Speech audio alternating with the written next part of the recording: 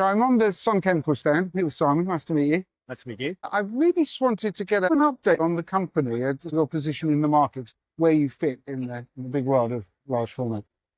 So in general, Sun Chemical has three core parts to our digital business. Yeah. So we have a lot of work with OEMs where we support their innovation from the chemistry side, and then they take to market under their private label. So that's a strong and growing business. And then we have two direct to market channels. One for the textile side of the business, where we're doing sublimation for sign and display, fashion and sportswear, but then other technologies like pigment, DTF, reactive, so covering a broad range to print on any fabric.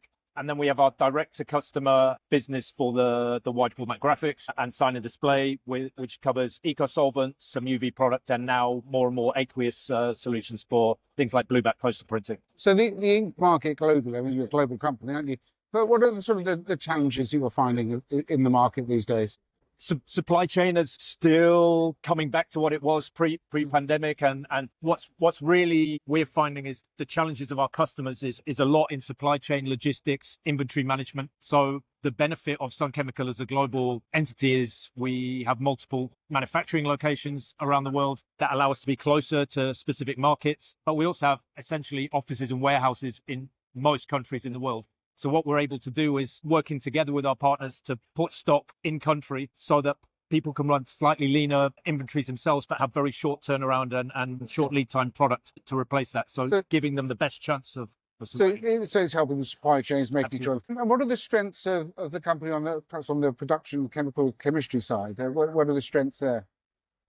So for a long time, we consider ourselves innovation leaders. We're very strong in UV, particularly in kind of more industrial markets. We have a very strong base in labels and packaging and those kind of areas. And that allows us to have core-based technology that we can then look into other markets like sign and display or other industrial markets like decor. And more we're investing into aqueous technology. So we have a big R&D center in the UK that's investing a lot of time into water-based inks together with partners in the US. So we develop pigment dispersions in the US and have other facilities in Europe that are all feeding in ideas and technology and testing capability to make sure we've got robust product that works across a range of platforms. So you're doing a great job of this huge array of products and things that you do into this very short interview. So I'm really impressed with this. Probably a good idea to say, we're here at Fespa.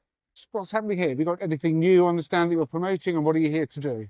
Yeah, so Fespa's a great event for us to kind of connect with the market, understand what the market's doing, meet existing customers. Obviously, to be able to go and visit every customer individually is great, but to have them all together in one place brings obviously lots of advantages. So and to meet new customers. So it's been a really good week in terms of the promotion. We've got three kind of core technologies that are effectively new for the show. So the first is a digital pigment ink for roll-to-roll textile printing, where we have versions for Epson, for Kyocera, and for Ricoh's kind of viscosity ranges in 8 colors for kind of fashion markets for cotton and cotton polyester blends, which has proven to be very popular. We have new water-based poster and, let's say, ink for fiber-based materials. So primarily aimed at blueback and billboard and poster printing, but also is working very well on pointed display corrugated. So we've had some interested parties there.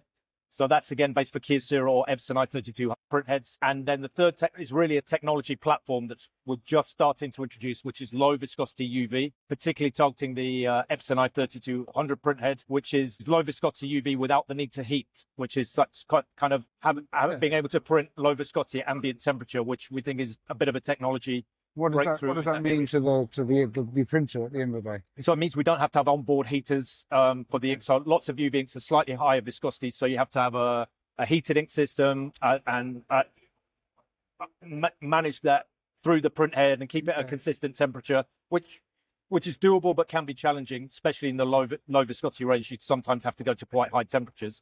So we've been able to develop a technology that doesn't need that. So we get more consistent supply at the correct temperature to the print head to give more reliable printing. I guess that kind of maybe pulls the cost of the machine down as well. It's proving a very popular head, especially in the kind of the wide format graphic space, and UV's gaining some traction over traditional solvent-based in those kind of areas. So it's I always find it amazing. Ink kind of drives the industry quietly in the background in a way, doesn't it?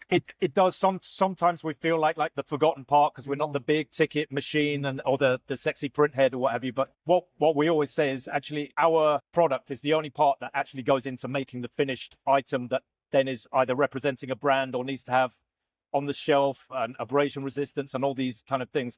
All the other amazing technology delivers it there, but then the ink has a life way beyond that of the printing part. So it's really important that we get that part right.